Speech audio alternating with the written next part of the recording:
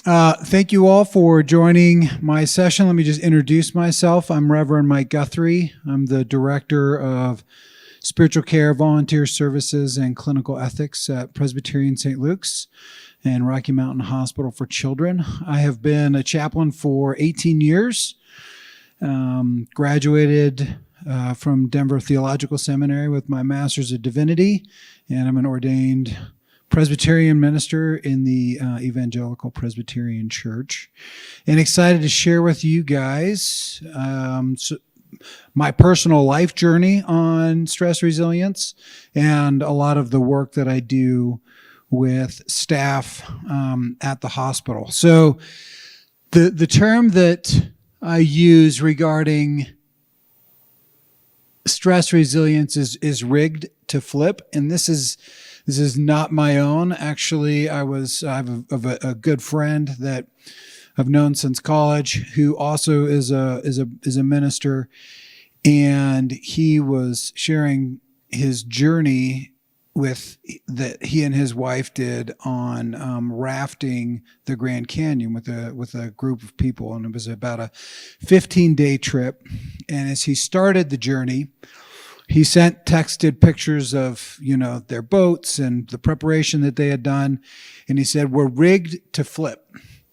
And then he said, "It's a good philosophy of life." And I thought to myself, oh, that is such a great sort of illustration for resilience, because basically what he said is it's a daily practice before they set out on the river to prepare for the possibility of the boat flipping, and making sure that all the gear is secured, that nothing falls out, that they themselves are prepared with what they're wearing, that if they fall in the water, they don't get hypothermia, and making sure that the structure on the raft, as you can see in this picture, everything is tied down on that steel frame that the oars are connected to, in order to make sure that if an unexpected rapid or an unforeseen rock or something that on the side of the river distracts the person on the oars, and then they look back and then they get caught in something and all of a sudden they flip, they're prepared for how they respond and how they get back in the boat. So just a question of reflection that I'd like you guys just to reflect on for a minute or two is, instead of, you can write down if you have something you want to write on or write with, but to reflect on 3 negative experiences that you've had from the last week.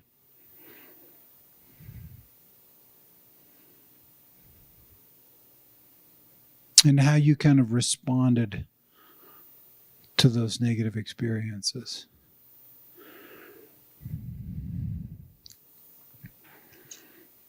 And again, it could be anything as simple as your child preparing oatmeal in the morning and opening the packet and spilling it all over the floor, right? To something greater, which for anyone that maybe here or listening was impacted by the fires, there's a spectrum of life events that impact us. These are the things that we want to prepare our hearts and minds for when we talk about experiences that flip us, experiences that cause us emotionally, that are unexpected.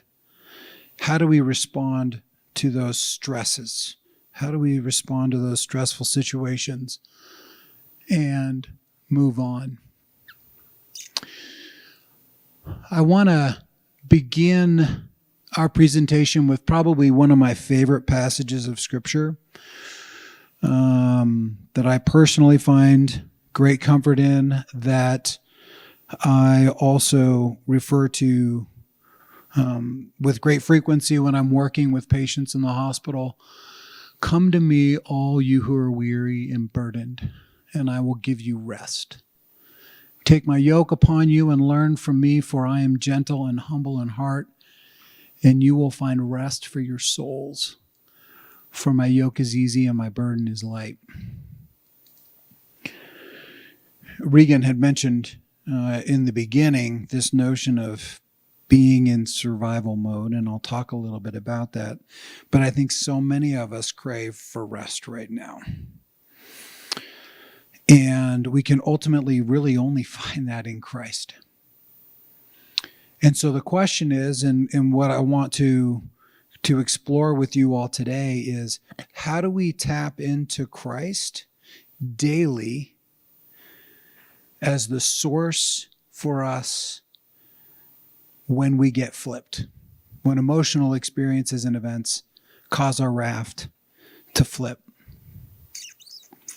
Psalm 94, 18 and 19. This is a psalm. One of my daily practices is reading through the Psalms. And this is a psalm that I read through the other day and wrote this down in my journal. Psalm 94, 18 and 19. When I said, my foot is slipping, your unfailing love, Lord, supported me. When anxiety was great within me, your consolation brought me joy. So working in a hospital setting over the last 2 years, as you can imagine, has been a pretty unique experience and has definitely had a significant cause for anxiety in my own personal life. And so, I thought I was handling it pretty well from, March of 2020 is when it was kind of, I call it ground zero. March 15th of 2020 was when I was asked to stop all volunteer activities in the hospital. So I no longer, I went from 300 active volunteers to 0, and obviously had to do a lot of preparation on my end and my chaplain team on how we were going to respond to the pandemic in the hospital. And I thought I was handling it pretty well. And I'm like, this is what I'm trained for, right? And I've got this resilience stuff down. Well, about November of 2020, I remember, for those of you that know the middle stats, we were in Costco, and I'd sort of decided, it's early December, it's the holidays. My wife's been working from home. The kids have been, at home, school learning. They need to get out. Costco kind of feels safe. Everybody put your masks on. Kids don't touch anything. Let's go to Costco. So we go to Costco, and we're sitting there. We ran into the middle stats, and we're talking. And next thing I know, my kids are like throwing footballs at each other and touching all kinds of stuff.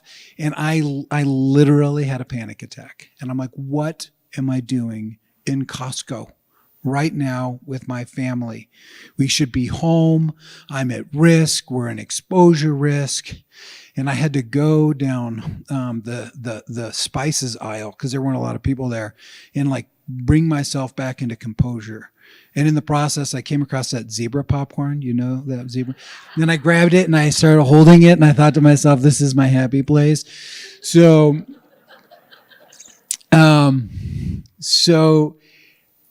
I have been impacted by this. I think we've all been impacted by this.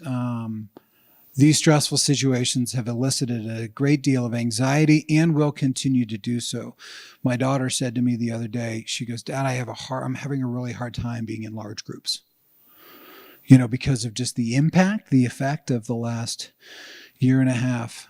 And I shared with her that I myself, experienced some anxiety around that because of just what we've been going through the last year and a half, and helping to try to recondition ourselves. So this is what we're going to talk about today. What I do want to do is define the components of stress and how it affects us. I think we know about stress. We kind of have an idea of how it impacts us, but I do think that there's an opportunity for us to have greater awareness and learn about how stress impacts us and what it does to our brains in particular.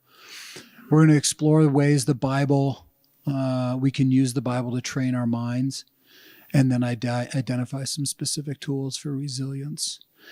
And when I talk about this and give this presentation at the hospital, and when I'm working with staff members as they're kind of processing their own stress. I tell them that this isn't therapy. What I'm doing is not therapy. What I'm doing is peer-to-peer support. That I'm sharing with them the tools that I've used in my career to become more resilient. Because early on in my career, so Audra and I oftentimes introduce myself to people here in the church that I haven't met yet as Audra's husband, because she'll sing worship. Most people know who my wife is. But we moved to Virginia, Virginia Beach in particular, after I graduated from Denver Seminary in 2004.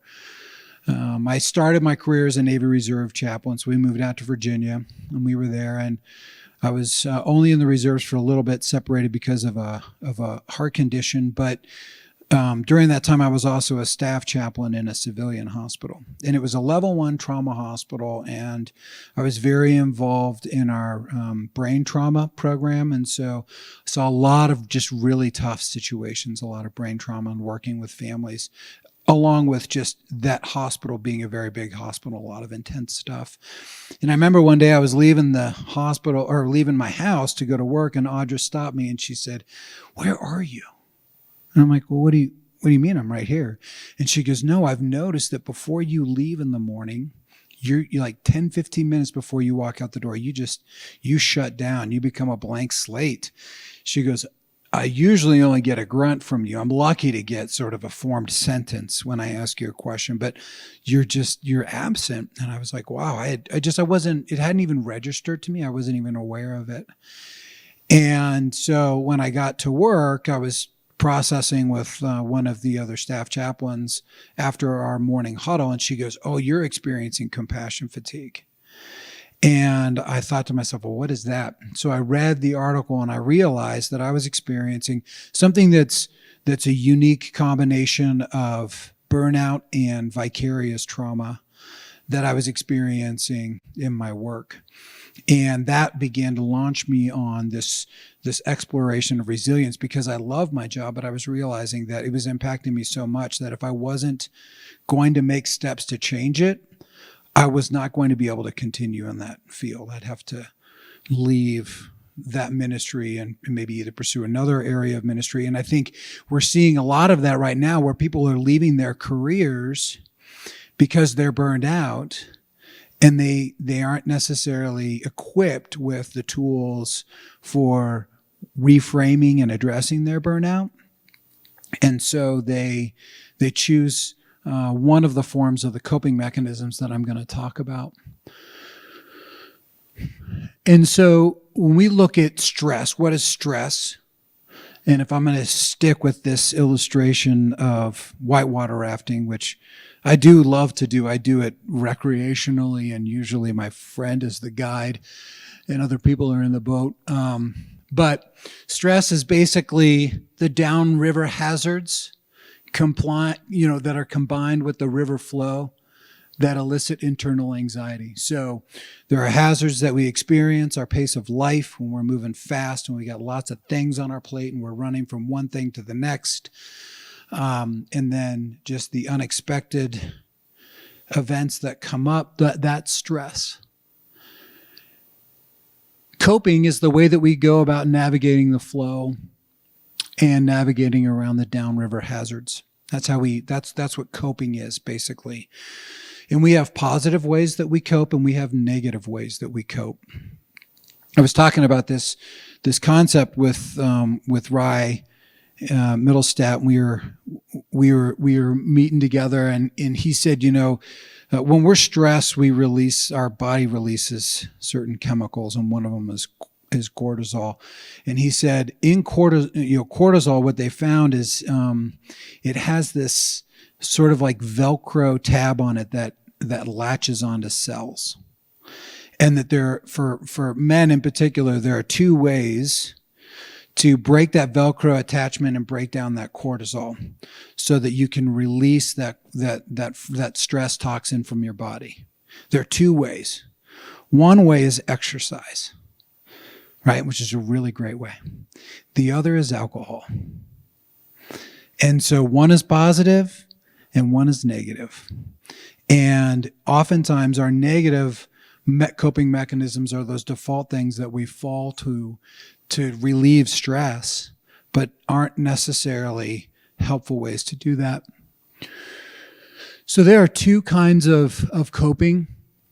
One is problem-focused coping, which is changing our relationship with the environment to manage our stress. And again, leaving one's profession is a way to change your environment, your relationship to the environment, right? Like I can, seeing this a lot in the hospital context, I can no longer be a nurse. I can't just do this anymore. I'm going to go do something else, right? Or teachers, I can no longer do this. I'm going to go do something else, right? And so that's one way to cope, right? And when I was, experiencing my compassion fatigue, I was also during that time actively looking for pastor positions in churches.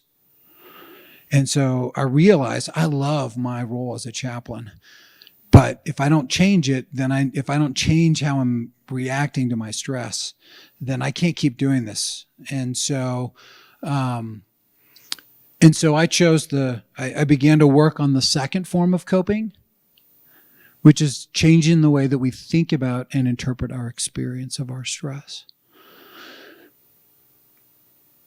And that's what we're going to focus on, is that second form of coping. And that's my focus with staff, because we want to retain our staff. We want our nurses, we want our physicians, our respiratory therapists, our EVS employees, our housekeeping staff. We want everybody to be able to be resilient in their workplace so that we can keep them doing great work, right? Because when we get stressed, we often forget why we are doing what we do every day. We sort of lose sight of our mission, which I'll talk a little bit about later. So there's a process for stress, and it's the way that we manage stress through our thoughts and our actions. And this is where rigged to flip comes from. How are we daily setting up our rigging so that when we go through our thoughts and our actions as a result of our stressful experiences, how are we staying true to our integrity and as people of faith in particular? And then relational, meaning the value of either harm or benefit we placed on events we experience. So there's a new National Geographic special that Will Smith is the narrator for, or the main, character for. And it's called Welcome to Earth. And so basically, Will Smith goes on these different explorations. It's really fantastic. It's absolutely beautiful. If you have Disney Plus, this isn't a plug for Disney Plus, and I'm not getting paid by Disney, but it's on Disney Plus. It's on the National Geographic tab, and there's this one episode where there are these cave explorers, and they're going to find ultimate silence. And so they go like 1,500 feet below the surface, and they're like crawling through these caves, and one of the guys like squeezing through, and I'm like, no way. I interpret that as crisis. No, thank you. The guy that was doing obviously was interpreting it as adventure, right? So you can put yourself in the same situation, and there are two ways that you can interpret it. So how do we work through that? Resilience. Resilience is the process of positively navigating a river full of adversity or risk. That's resilience. Positive navigation. So what does our brain look like when we are under stress? And Reagan, you touched on this. We are in survival mode. Our brains operate in two kind of modes. There's a creative mode and a stress mode. And anxiety is not necessarily a bad thing. I can tell you that some of the most creative things that I've done in my work has been a result of responding to anxiety. Right? But when we're in survival mode, we're living in this fight or flight place We're not thinking about creativity. We're just thinking about surviving. And so I don't know if this has ever happened to you, but if you currently are going to a place of work, I know a lot of people are working from home these days, but have you ever had that experience when you leave work that you when you get home, you realize, how did I get here? Like, I can't believe I just left work and now I'm at home. How did I get here? And it's because between your drive from work to home, you have been thinking about 15 million different things, either things that you didn't get done at the end of the day or things that you have to do at home when you get there. And you're just like thinking on all these different things. And you just kind of go on autopilot. And so that's what the survival mode is, that we are just kind of running from one thing to the next. And basically what that does to our brains in particular is it impacts our ability to focus. It increases mental fatigue. And like I said, we live in this place of fight or flight. When we experience something negative, we have an emotional experience. And for those of you that didn't attend the Emotional Healthy Life seminar that was before this one, I encourage you to go to the YouTube session afterward because it dovetails so well. That was the one that I was at. I'm like, oh, this is really great material. And but when we experience a stressful event, it causes an emotional experience within us. Okay. And oftentimes that emotional experience is a negative one and it impacts your mood, right? So have you ever had a little bit of interpersonal drama between yourself and a coworker and you get home and you're snarky and a little bit short and your fuse is somewhat narrowed or, shortened with your kids or whatever? It's because that emotional experience impacts your mood. I'm sure nobody has ever had that experience. You go home and you're like, oh. So we have this negative experience that impacts our mood. And if we don't necessarily do anything at the point of helping to change or transition our mood, then that mood over a period of time impacts our temperament, right? And if you've ever worked in sort of a toxic work environment, you know that mood can carry with you day in and day out because of the environment, and it then begins to impact your temperament. And then that temperament becomes a part of your personality. And so, working 18 years in the healthcare field, there's always one or two of those nurses or physicians that after they've interacted with families, I have to go back and tell them, I know your experience wasn't great. They don't have really good bedside manner. They're really good at their job, but I have to do this sort of like emotional repair with the family because their interaction with them was negative. And that's because that individual, for whatever the reason, their personality has been impacted over a long period of time by negative experiences, and they haven't had the work to help impact and change that.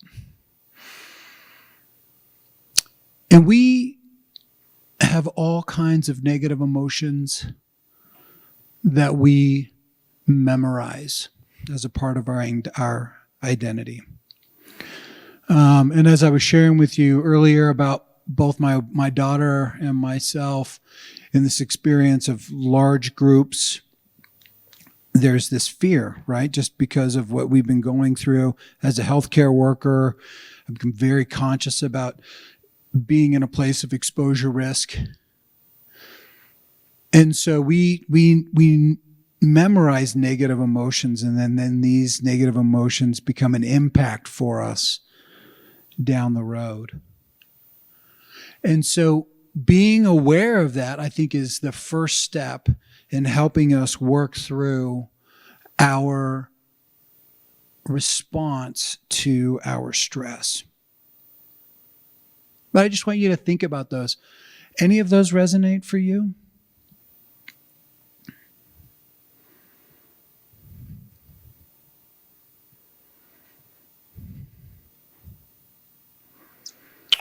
So what is burnout? Burnout is the chronic condition where perceived demands outweigh perceived resources.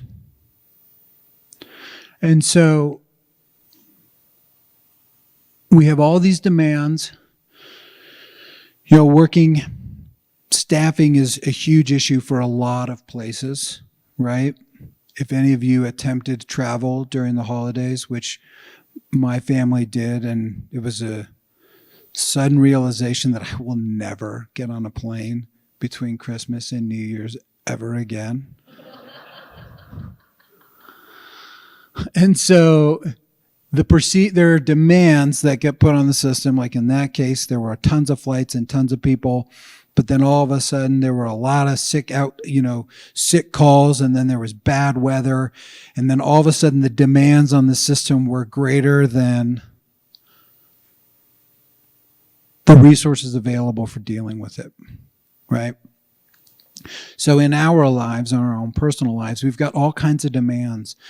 For those of you that have children still in the home, that's a demand, right? Audra and I have 14-year-old twins, and they are very active, and their schedules are very active. That's an additional demand. Outside of my work demands, there are those demands. And then at work, we have demands. And what are the resources that we have available to meet those demands? I'm the only full-time chaplain in the hospital, and so there are times when the demands on the hospital are greater than I can actually address because of the resources that I have on a day in and day out basis. So what that ends up doing is it heightens a sense of perceived threat. So in our brains, right, we have this, it's called the reptilian brain, but we have this part of us that responds to our stress. Okay, it's the fight or flight mechanism. And outside of living in a pandemic, because that in and of itself is a threat, right? And it has caused us to go into our fight or flight for all kinds of reasons. But when we experience a stressful event, it triggers that same place in our brains, that same place of perceived threat. We can't differentiate it from, like an actual threat to our personhood, but our brains still function in the same way. And so what happens with burnout is when we are living in a chronically anxious presence because we are day in and day out in our fight or flight, and we get burned out.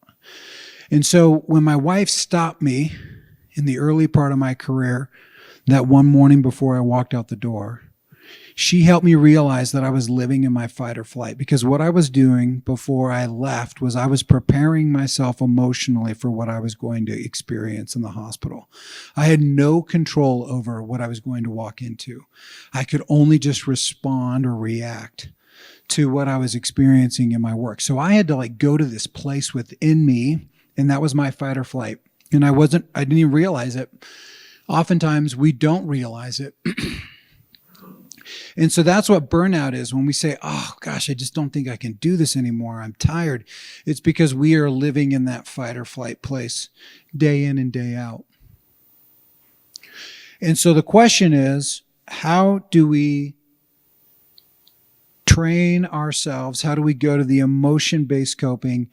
How do we change our interpretation of our stress in order to grow, use it to grow in a healthy way, as opposed to using it as a way to, again, elicit those negative emotions that we're memorizing, like fear or victimization. I hear a lot of that at the hospital when staff are like, oh, we just don't have enough resources. Oh, our senior leaders aren't doing enough. Oh, my director hasn't done enough for me. Oh, they need to be paying us more. Right? That's their interpretation, and they're choosing sort of a negative emotion to latch onto to interpret their experience of the stressful environment.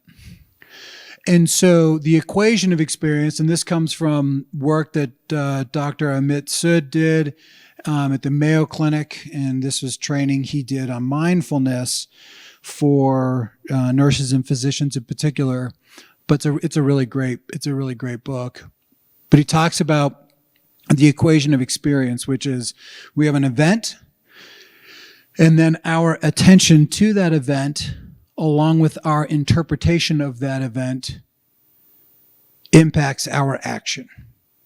And so if we look at that event and interpret it in a negative way, then our action oftentimes will be a negative reaction to that event. And then the equation of suffering is pain without meaning.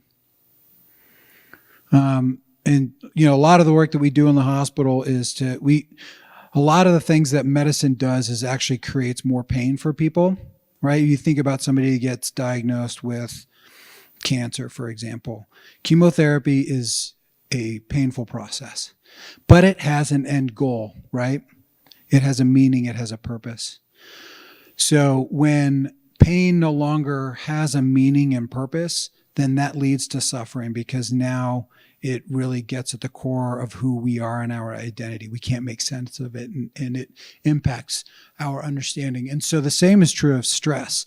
If we continue to attach negative associations with our stress and it no longer has a meaning, then we ask ourselves, why am I doing this to begin with? I can't do this anymore. And so how do we find meaning in the midst of our stress?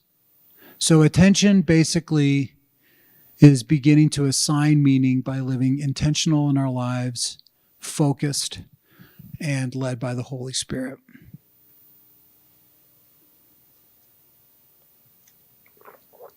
And so this is the work of rigging ourselves to be prepared to flip. We start the day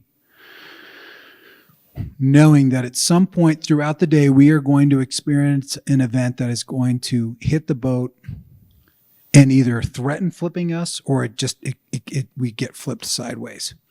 Okay? So what are we doing to prepare ourselves?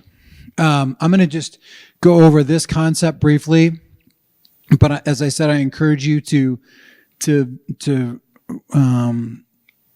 watch the session on emotional healthy living from earlier, but basically our past learning impacts the way that we respond in a fight or flight situation. So I'm the youngest of 4 boys. Okay. And one of the things that I learned very early on in my childhood is that in order to survive, I need to run away as fast as I can and not be present and not be the one that gets blamed for stuff, which oftentimes happened. My brothers would do stuff, and because I was around, I would be the one that got blamed for it. So in my fight or flight sort of response, I'm a flighter. I avoid conflict. I back away from those situations. My wife, she's the first of 3, so she's the oldest. So this is the oldest, youngest dilemma. And she's a fighter. She has a strong sense of justice, a strong sense of right. So she leads with that response. Those are 2 very different responses. And those and again, without going into all of the psychology on it, that is a past learning pattern in our lives. And so when we experience a triggering event, a perceived threat, right? Be based on our past learning, we oftentimes react. We just react to the situation. So for me, the way that my past pattern, and a pattern I have to be very mindful of, is that when I experience a perceived threat as a flighter, my natural tendency is to withdraw, right? And then what happens is I withdraw enough, too much, and then eventually my anger surfaces, and then I just react, right? I just respond, not always positively. And so what I've had to learn is that in dealing with stress and in dealing with interpersonal conflict, which is a piece of stress, right, is that when I experience that perceived triggering threat, I need to respond through intentional action. Okay. And so, any questions about that piece? Does that make sense? Yeah. I'm giving a very, very high level presentation on this, but, and so how do we train our brains? How do we train ourselves to be intentional in our action? And this is the kind of the application portion. 2 Corinthians 10:4-5, the weapons we fight with are not the weapons of the world. On the contrary, they have divine power to demolish strongholds. We demolish arguments and every pretension that sets itself up against the knowledge of God. And this is the last piece that I want us all to hold on to most of all, and that is we take captive every thought to make it obedient to Christ, right? Because as we know in our sin nature, not all of our thought responses to our stress are good ones. So how do we take captive those thoughts? 1 Peter 5:6-7, humble yourselves, therefore, under God's mighty hand, that he may lift you up in due time. Cast all your anxieties on him, because he cares for you.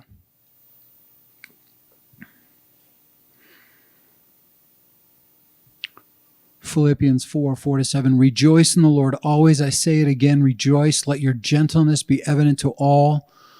The Lord is near. And then you all I'm sure are familiar with, right? Verses 6 and 7. Do not be anxious about anything, but in every situation by prayer and petition with thanksgiving, present your requests to God, and the peace of God, which transcends all understanding, will guard your hearts and your minds in Christ Jesus.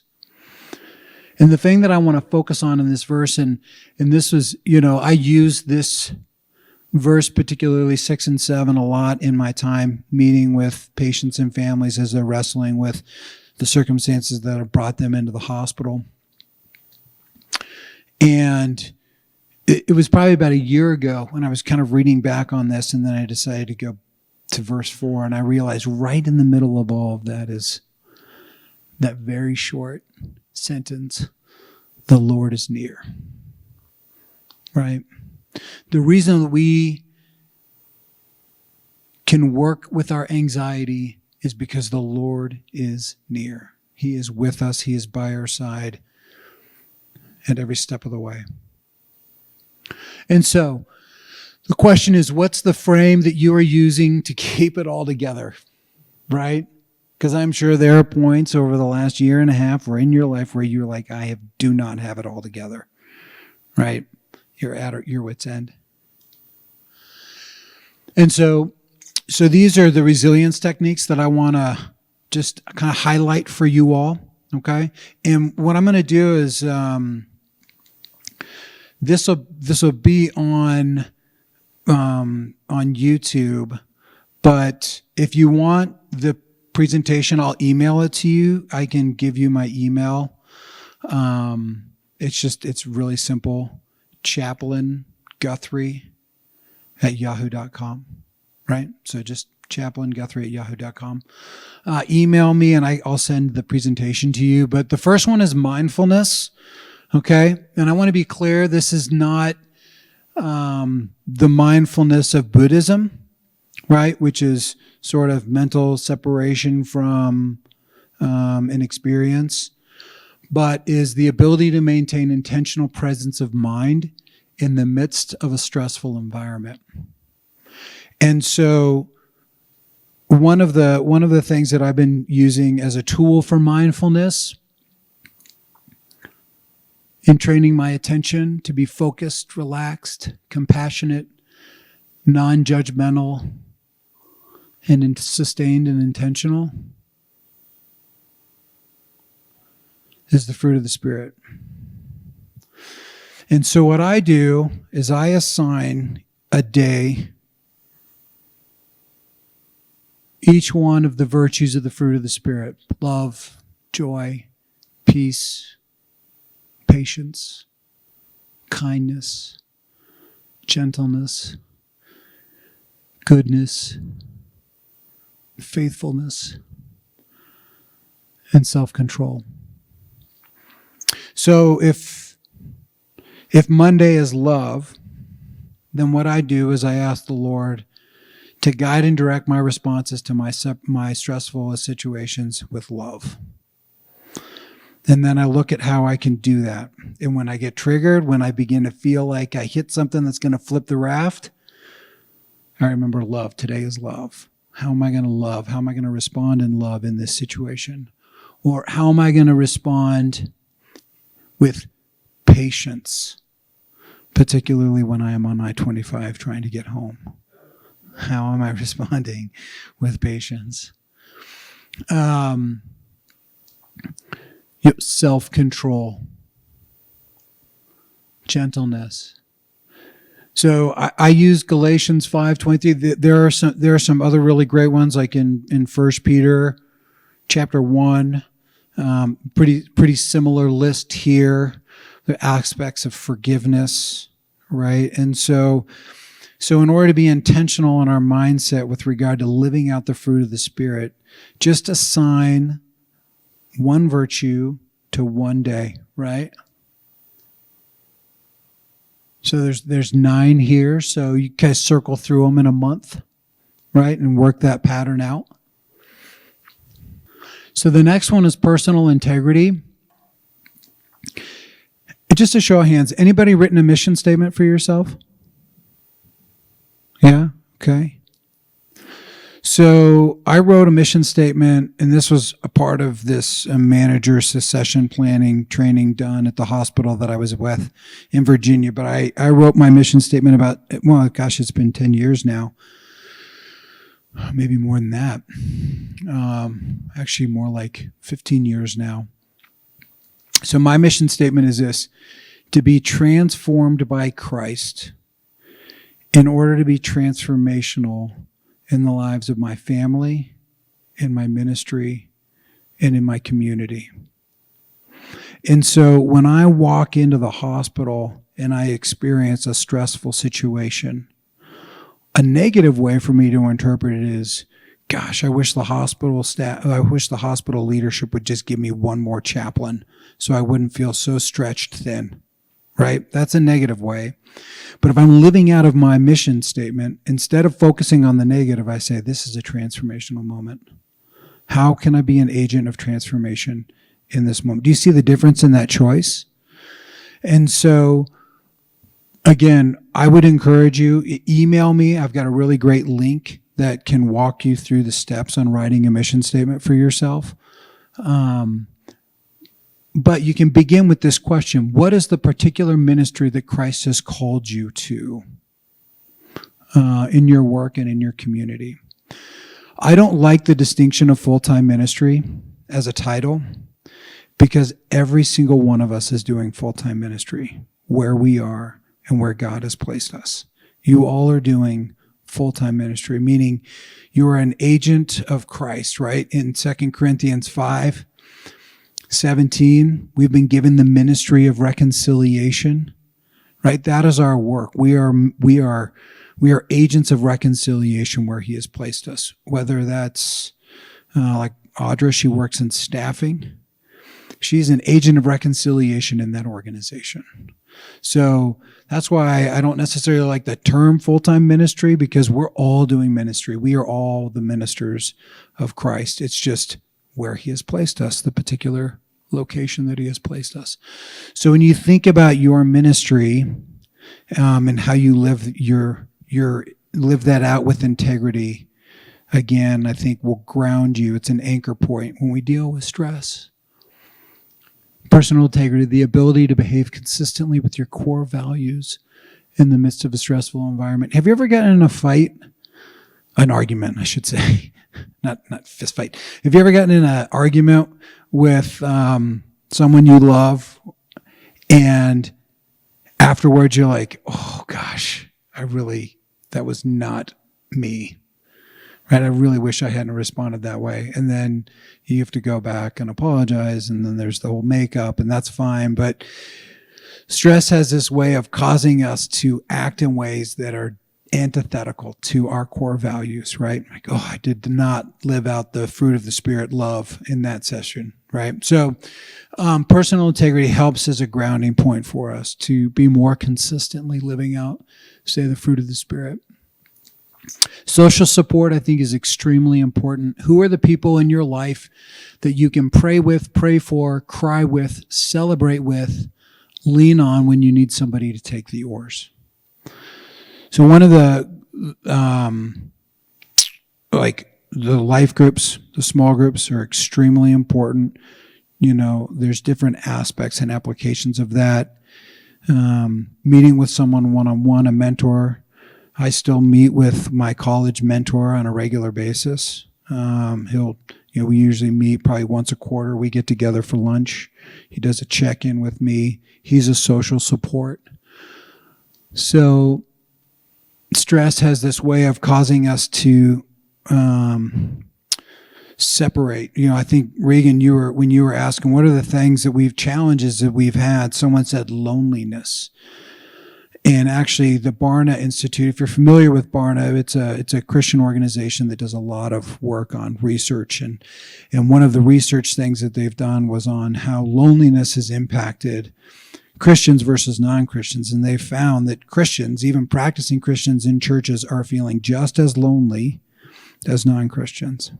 So the question is, how are we accessing and utilizing our social support to strengthen us, right, when we flip? Because when we get flipped, oftentimes we need somebody else to help us turn the boat back over, or to pull us out of the water.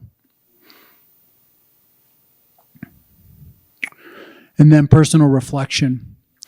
Utilize journaling techniques to track your spiritual development, express your emotions, process negative experiences. Personal reflection is huge. If you look at the Psalms of lament make up the majority of the type of Psalms, because we just got to express our negative emotion. When I'm meeting with patients and they say, I'm really angry with God, then I feel very badly about that. I'll say, it's okay to be angry. You got to express that. I think we have a big enough God that can handle your anger. Right? He doesn't get offended by your anger. So work with him and express that. We have to express that, because if we hold it in and bottle it in, it'll come out in other ways. So journaling is a really great technique for that. And it also helps you look back on and track your growth, your spiritual growth through the year. I want to give another journaling exercise to you all. Regan, when am I done? I got 3 minutes. So this is called 3 Good Things. This is around positive psychology, but it was actually a study that was done around the impact of changing depression and increasing happiness. And what they found was, in this particular exercise, over a 6-month period of time, it increased happiness and decreased depression by doing this very simple 30-minute exercise. At the end of the day, you write down 3 good things that happened in your day and why they happened.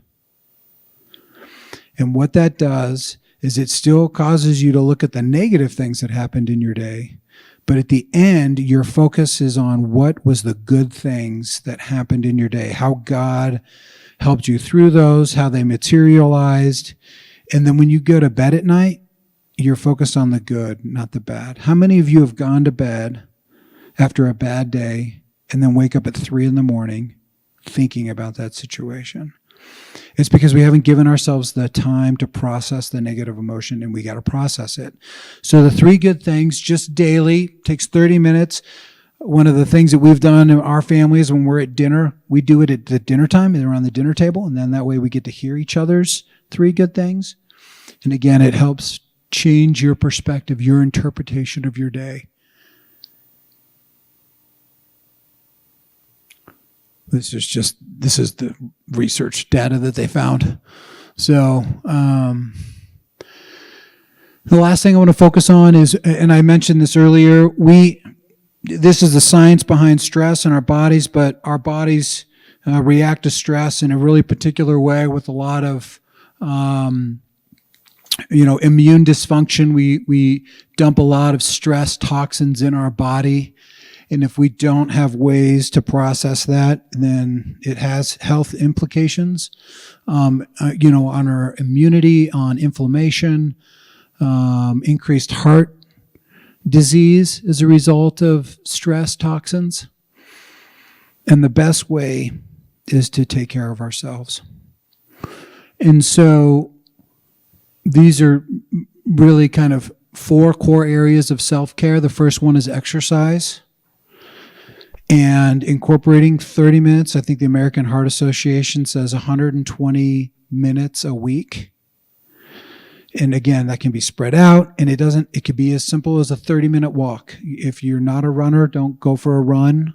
If you're not a swimmer, if you want to take it up, go for it. But what are some cardiovascular things that you're doing? Because again, exercise is one of those, for men and women alike, it is one of those best ways for dealing with our stress toxins. And then regular spiritual discipline and creative expression.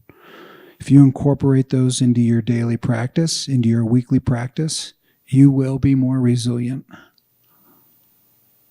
And I'll end with Romans 12, 1 and 2. Therefore, I urge you, brothers and sisters, in view of God's mercy, to offer your bodies as living sacrifices, holy and pleasing to God. This is your true and proper worship.